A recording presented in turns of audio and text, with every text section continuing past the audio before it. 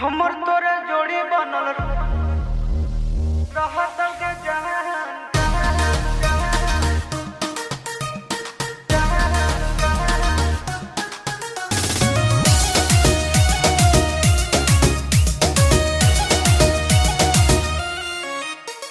सावन का महीना है, मस्ती में जीना है, 4 चिलम गांजा रोज सुबह शाम पीना है। ये सोना सावन का महीना है, मस्ती में जीना है, 4 चिलम गांजा रोज सुबह शाम पीना है। सुनो मैं तो भोला भोला तू सुबह शाम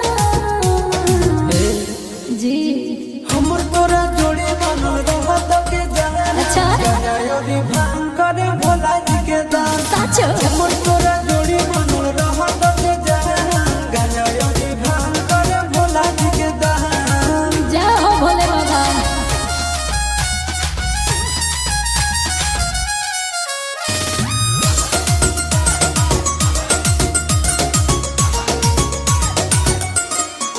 बाबू सोना रे सोनो ना रे जाऊं देव घर सीट के रुआ कलर किनी दो ना रे। ए बाबू सुन ना जब कहले सोला सुमारी गे मम्मी हो बाबा से हमारे प्यारी गे। पूरा करो ले भोले जिया बालक धैर्य रखो। हमर तोरा जोड़ी बनल रहत के जहान। गायोरी भांग करे भोला जी के दान। हमर तोरा जोड़ी बनल रहत के जहान। गायोरी भांग करे भोला जी के दान।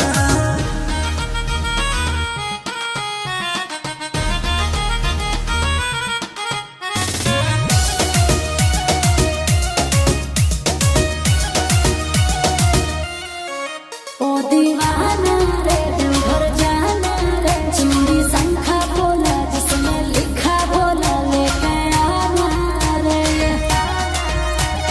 ए बाबू घर ले बोया के हम गाड़ी गे। साचो दी बाबा के दुआरी गे। जय हो चिंटू आशीष बाबा के धरो ध्यान। हमर तोरा जोड़ी बनल रहत के जहान। गायोरी भांग करे भोला जी के दान।